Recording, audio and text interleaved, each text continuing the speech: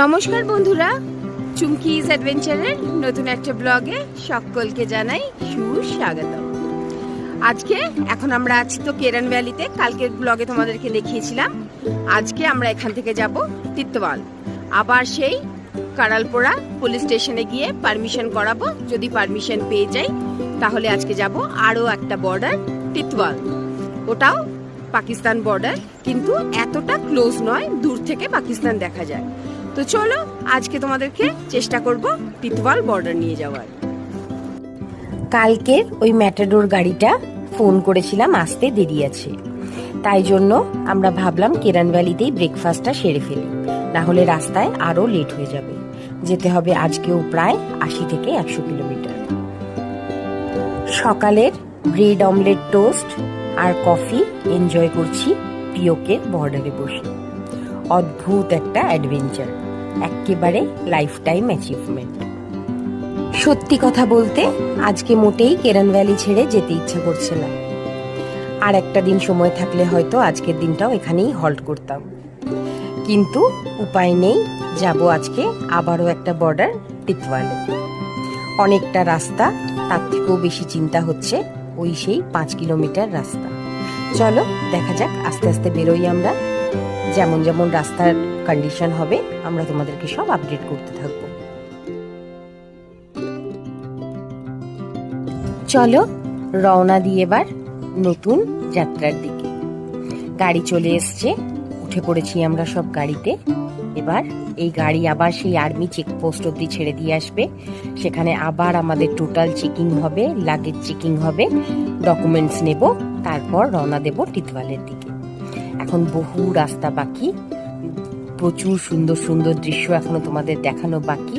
দেব সমস্ত ইনফরমেশন আবার টিটওয়াল বর্ডার যাওয়ার।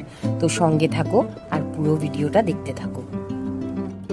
আর শেষবারের মতো একবার চোখ ঘুরিয়ে দেখে নিলাম কেরান ভ্যালিকে।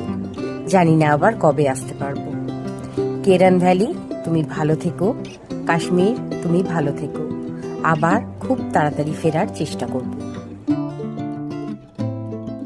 চিনতে পারছো এই রাস্তাটা? কাল এখানে দাঁড়িয়েই ম্যাগি বানিয়েছিলাম।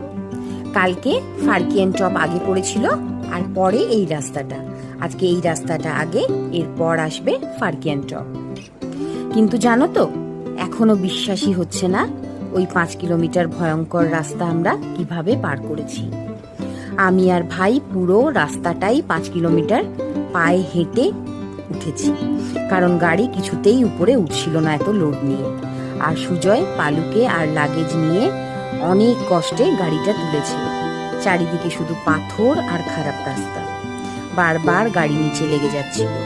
সত্যি বলতে এই কয়েক ঘন্টার কষ্ট ভাষায় বোঝানো কঠিন। তবে একটা জিনিস শিখলাম, কঠিন রাস্তার পরেই সবচেয়ে সুন্দর পথ অপেক্ষা করে।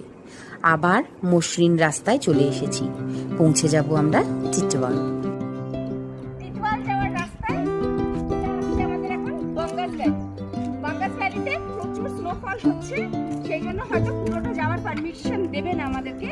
যতটা অবধি যেতে পারি দেখাবো তোমাদেরকে বাঙ্গাস ভ্যালি। চলো দেখাই তোমাদেরকে বাঙ্গাস ভ্যালি বিউটি। আর ওই চূড়ায় দেখো, পুরো কালকে রাত্রে ফ্রেশ স্নোফল হয়েছে, একদম সাদা মাখনের মতো হয়ে আছে, দারুণ। চলো রওনা দেওয়া যাক বাঙ্গাস ভ্যালির দিকে। এই জায়গাটা থেকেই শুরু হয়ে গেছে বাঙ্গাস ভ্যালি। এবার ওপর দিকে উঠতে হবে ছোটি বাঙ্গাস আর বাড়ি বাঙ্গাস। বাড়ি বাঙ্গাস যাওয়ার জন্য ওটা ট্রেকিং এর রাস্তা, প্রায় 40-45 মিনিটের ট্রেক। তো আমরা তো অত দূর উঠতেও পারবো না, আর আমাদের হাতে অত সময়ও নেই, যেহেতু আমাদের আজ টিটওয়াল পৌঁছাতে হবে। তো চলো যতটা পারা যায় একটু দেখে আসি বাঙ্গাস ভ্যালির বিউটি।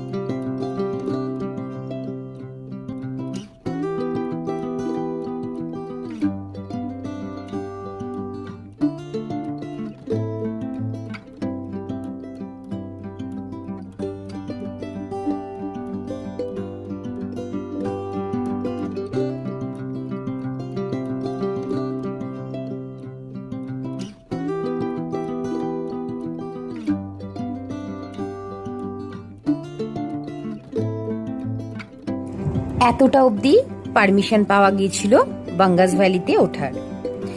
দুবার অ্যাটেম্প্ট নিলাম বাঙ্গাস ভ্যালি যাওয়ার, দুবারই আমরা পারলাম না। অক্টোবর মাসে হয়েছিল সোনমার্গ অ্যাটাক, যখন আমরা বাঙ্গাস ভ্যালি যাওয়ার জন্য অ্যাটেম্প্ট নিয়েছিলাম, আর এখন স্নোফলের জন্য বর্ডার এরিয়া পুরো বন্ধ। একেবারে নিচে নেমে চলে এসেছি কুপুয়ারাতে। এখান থেকে যাব আমরা কারালপোড়া পুলিশ স্টেশন। আগে কারালপোড়া পুলিশ স্টেশনে গিয়ে আমরা পারমিটটা করিয়ে নিই, তারপর তোমাদের সাথে আবার দেখা হচ্ছে। ভাই আর সুজয় গেছে কারালপোড়া পুলিশ স্টেশনের ভেতরে পারমিট করাতে, আমি আর পালু বাইরে ওয়েট করছি।